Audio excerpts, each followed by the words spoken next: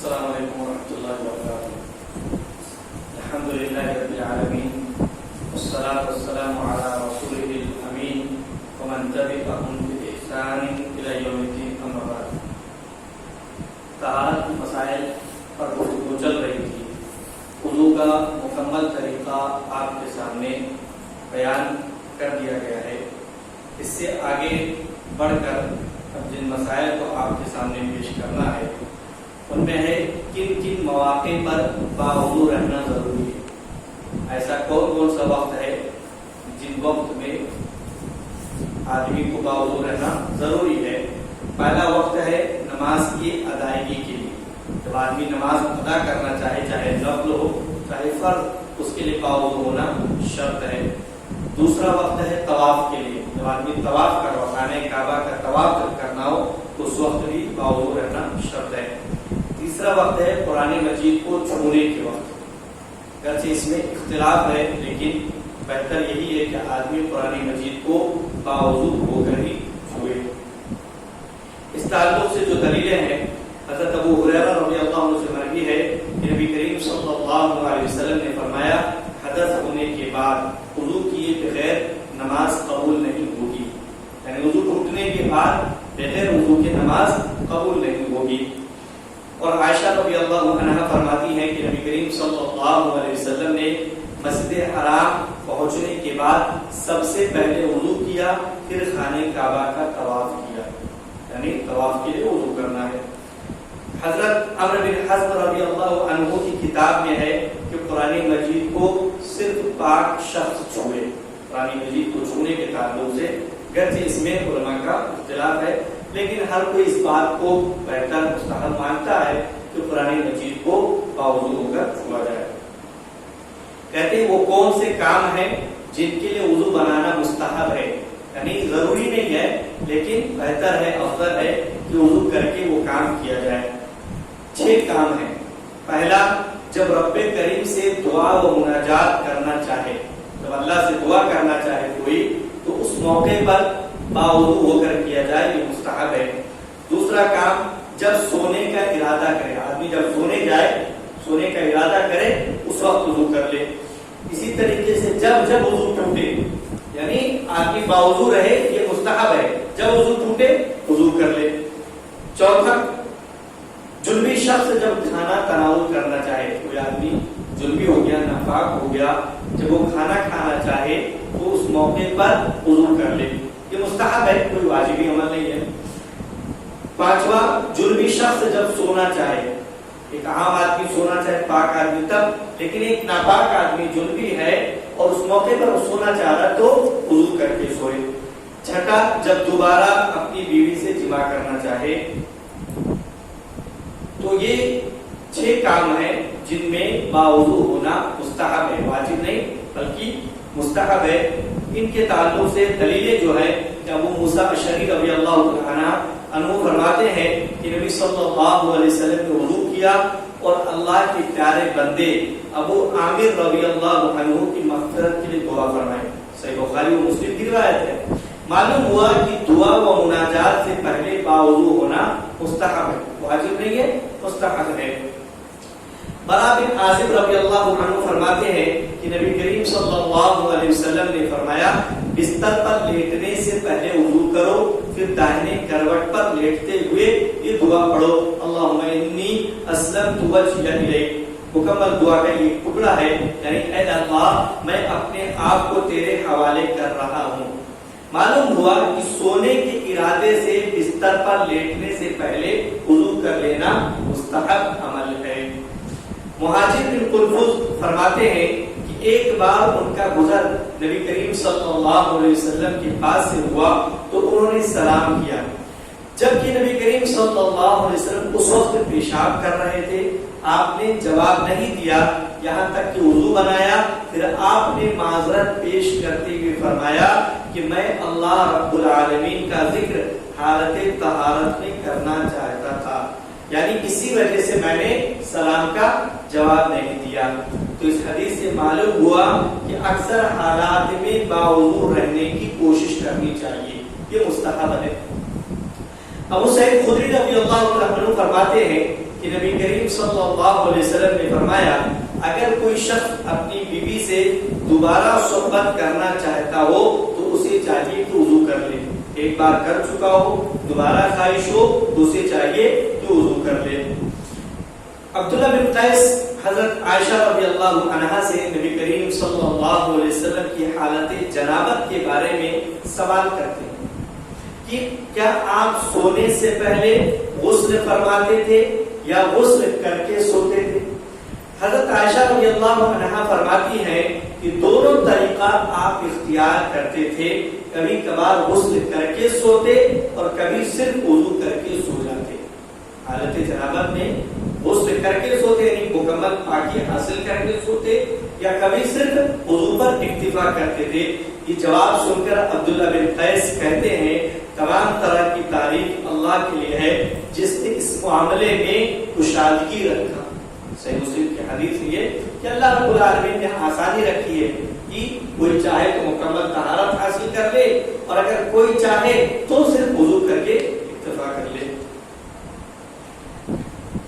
تو معلوم ہوا کہ جنابت کی حالت میں ناپاکی کی حالت میں سونے سے پہلے کم از کم وضو کر لینا بہتر ہے. بلکہ ایسا کرنے کا آپ صلی اللہ علیہ وسلم نے حکم بھی دیا جیسا کہ اس حدیث میں ہے کہ حضرت عمر رضی اللہ عنہ نے نبی کریم صلی اللہ علیہ وسلم سے پوچھا کہ حالت جنابت میں سونا کیسا ہے. آپ نے فرمایا وضو بنا لینے کے بعد سو جانے میں کوئی حرج نہیں. ایک روایت میں یہ زیادتی ہے کہ شرمگاہ کو دھل کر وضو کرو پھر سو جاؤ. صحیح مسلم کی حدیث ہے.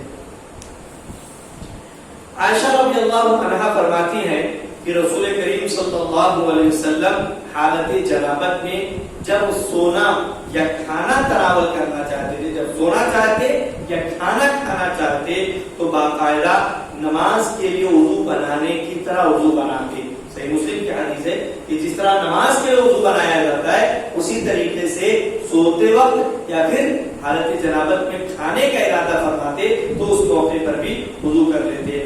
بعض روایت میں ہے کہ جب سونا چاہتے تو وضو کر لیتے اور جب کھانا یا پانی لینا چاہتے تو صرف دونوں ہاتھوں کو دھل لینے پر اکتفا کر لیتے. صرف دونوں ہاتھ دھل لیتے اور کھانا کھا لیتے یا پانی پی لیتے. اس میں بھی کوئی حرج نہیں. وضو ہی سے متعلق مسائل میں یہ مسئلہ بھی ہے موضوع پر مسح کرنے کا بیان. موضوع پر مسح کا بیان. موضوع پر مسح کرنا کیسا ہے؟ رخصت ہے. شریعت نے رخصت دی ہے, چھوٹ دے رکھی ہے. حضرت حسن بصری رحمۃ اللہ علیہ فرماتے ہیں کہ مجھ سے 70 صحابہ کرام رضوان اللہ تعالی علیہم اجمعین نے بیان فرمایا کہ نبی کریم صلی اللہ علیہ وسلم نے موضع پر مسح کیا. 70 صحابہ کرام, بڑی تعداد, یعنی انکار کی گنجائش نہیں ہے. ابن منذر رحمہ اللہ, حسن بصری رحمۃ اللہ علیہ کا یہ اثر, یہ بات ان کی نقل کرنے سے پہلے 27 صحابہ کرام کے نام نوٹ کرتے ہوئے فرماتے ہیں کہ میں نے ان صحابہ کرام کی روایات سند کے ساتھ اپنی کسی دوسری کتاب میں ذکر کیے. 27 صحابہ کرام کا نام ذکر کرتے ہیں اور کہتے ہیں ان صحابہ سے سند کے ساتھ, یعنی صحیح روایت ہے, میں نے اپنی دوسری کتاب میں ذکر کی ہے. کہتے ہیں موضوع پر مسح کرنے کی کیا شروط ہیں, کیا شرطیں ہیں کہ جن کی وجہ سے آپ موضوع پر مسح کر سکتے ہیں؟ 3 بنیادی شرطیں. پہلی شرط ہے موزہ مکمل وضو کر لینے کے بعد پہنا. صحیح بخاری مسلم کی حدیث میں کہ موزہ کب پہن چکا ہو اس موزے پر مسح کب کر سکتے ہیں آپ؟ جب آپ نے اس موزے کو مکمل وضو کرنے کے بعد پہنا ہو. پہلے آپ نے وضو کیا ہو اور وضو کی حالت میں آپ نے موزے کو پہنا ہو, اب اس موزے پر مسح کرنے کی اجازت ہے. دوسری شرط ہے وقت کی پابندی, کہ جو وقت مقرر ہے موزے کے لیے اس وقت کی پابندی کرنی. اس وقت کے اندر اگر آپ مسح کریں گے تو مسح درست ہوگا. جیسے مقیم کے لیے ایک دن, کوئی اپنے گاؤں میں, اپنے گھر میں, اپنے علاقے میں, تو اس کے لیے ایک دن 24 گھنٹے 5 وقت کی نماز جس میں اتنی کی رخصت ہے. اور مسافر کے لیے 3 دن 3 رات, مسافر کے لیے 3 دن 3 رات سے مسلم کی حدیث ہے. تیسری شرط ہے مسح صرف وضو میں ہوگا, مسح جو کیا جائے گا وہ وضو میں نہ کہ غسل میں. کسی کو اگر نہانے کی ضرورت پڑے گی تو موزہ نکال کر نہائے گا، یعنی کہ اس پر مسح کر لے کفایت کر جائے گا. نہیں، صرف وضو کرتے ہوئے جب ان شرطوں کے ساتھ وضو کیا ہوگا مسح کیا جا سکتا ہے. بصورت دیگر اگر غسل کرنا ہوگا تو اسے موزے نکال کر غسل کرنے ہوں گے.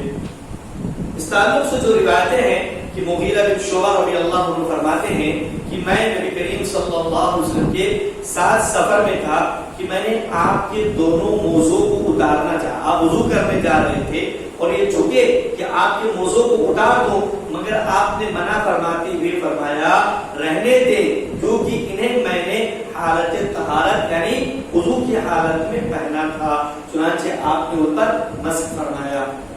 حضرت علی رضی اللہ عنہ فرماتے ہیں کہ رسول اکرم صلی اللہ علیہ وسلم نے اوقات مسح کی تحدید کرتے ہوئے کس وقت میں مسح کر سکتے ہیں، کون کر سکتا ہے، اس کو بتلاتے ہوئے فرمایا مسافر کے لیے 3 دن 3 رات اور مقیم کے لیے 1 دن 1 رات متعین فرمایا ہے. حضرت صفوان بن اساد رضی اللہ عنہ فرماتے ہیں کہ رسول اللہ صلی اللہ علیہ وسلم ہمیں حالت سفر میں 3 دن اور 3 رات پیشاب، پاخانہ اور نیند کی وجہ سے موزہ نہ اتارنے کی رخصت دیتے. یعنی وضو جن سے ٹوٹ جاتا ہے ان سے رخصت ہوتی تھی کہ آدمی موزہ نہ اتارے، بس وضو کرتے ان پر مسح کر لے، سوائے حالت جنابت کی کہ آدمی جب ناپاک ہو جائے تو اس حالت میں موزہ اتار کے اسے غسل کرنا ہوگا یا تیمم کرنا ہوگا، جو حالات جیسے ہوں گے. یعنی اس حالت میں مسح کی حالت میں موزے پر جنابت کی حالت میں موزے پر مسح کے بجائے نکال کر غسل کرتے ہوئے پیروں کو دھلنا ضروری قرار دیتے تھے. کیا کپڑے والے موزے پر مسح کر سکتے ہیں؟ بعض لوگ کہتے ہیں صرف چمڑے کے موزے پر مسح کر سکتے ہیں، کپڑے کے موزوں پر نہیں کر سکتے. تو کیا کپڑے والے پر مسح کر سکتے ہیں یا نہیں کر سکتے ہیں؟ جی ہاں، کر سکتے ہیں. کپڑے والے موزے پر بھی نبی کریم صلی اللہ علیہ وسلم نے چمڑے اور کپڑے دونوں طرح کے موزوں پر مسح کیا ہے، جیسا کہ ابو داؤد وغیرہ کی روایت ہے. اور روایت درج ہے یہاں پر، ایک روایت میں ہے کہ ثوبان رضی اللہ عنہ فرماتے ہیں کہ نبی کریم صلی اللہ علیہ وسلم نے ایک سریہ روانہ فرمایا، فوج کی ایک چھوٹی سی ٹکڑی کسی مہم کے لیے روانہ فرمایا، جس میں شریک ہونے والوں کو ٹھنڈک لگ گئی، ٹھنڈ کا موسم تھا، ٹھنڈک لگ گئی، جس کا تذکرہ انہوں نے پیارے رسول صلی اللہ علیہ وسلم سے فرمایا. چنانچہ آپ نے انہیں عمائم، پگڑیوں اور موزوں پر مسح کرنے کا حکم دیا، پگڑیوں پر اور موزوں پر مسح کرنے کا حکم دیا.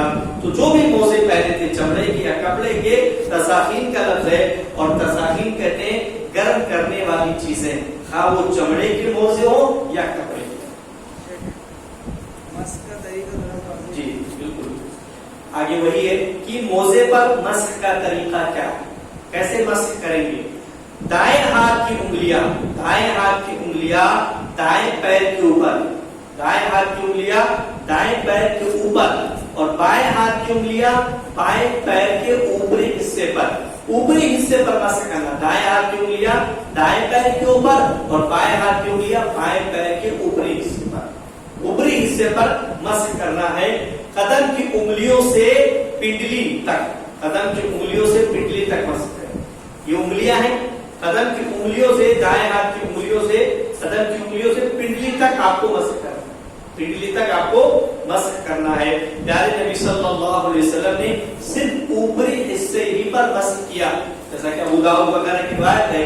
اور علی رضی اللہ عنہ سے مروی کہتے ہیں لو کان الدین بالرأی لکان باطل القدمین احق بالمسح من ظاہرهما وقد مسح النبی صلی اللہ علیہ وسلم علی ظاہر الخفین.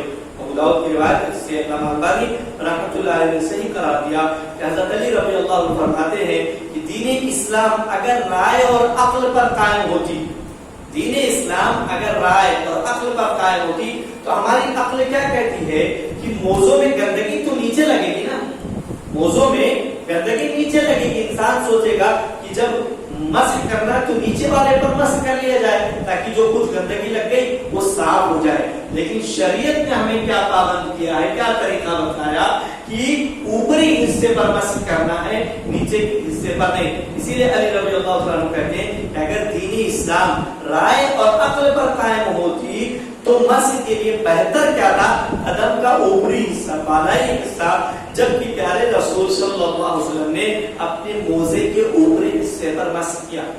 بہتر حصہ کیا تھا, یعنی اگر عقل ہماری کیا کہتی ہے کہ بالائی نیچے والا حصہ, باطن کا حصہ زیادہ بہتر تھا کہ کچھ گندگی لگی ہے صاف کر دیں, لیکن شریعت کہتی ہے کہ اوپری حصے پر مسح کرنا ہے اور نبی کریم صلی اللہ علیہ وسلم نے اسی پر مسح کیا. اس کے بعد موزہ نکال کر پیر دھلنا کب ضروری ہو جاتا ہے. مذکورہ بالا تینوں شرطوں میں سے جب کوئی شرط نہ پائی جائے تو پیر دھلنا ضروری ہوتا ہے. کون کون سی شرطیں, کون کون سی شرطیں ہیں تیمم کے مسح کے لیے, مسح کرنے کے لیے جو شرطیں ہیں کون کون سی شرطیں ہیں کہ یہ شرط پائی جائے گی تب جو ہے مسح کر سکتے ہیں آپ. موزہ پہننے سے پہلے وضو کیا ہوگا. موزہ آپ نے وضو کی حالت میں پہنا ہو. دوسری شرط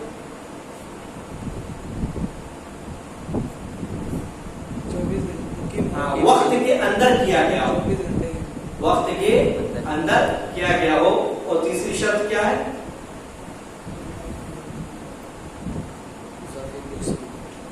وہ تو وقت کے اندر کیا گیا اسی پر ہے. غسل واجب نہ ہو, غسل واجب نہ ہو.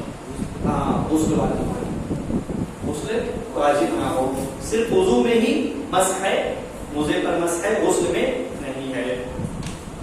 تو یہ بات آ گئی اس کے اندر کہ موزہ جو ہے ان تین شرطوں میں سے جب کوئی شرط نہ پائی جائے تو پیر دھلنا ضروری ہو جاتا ہے, موزے پر مسح درست نہیں ہوگا.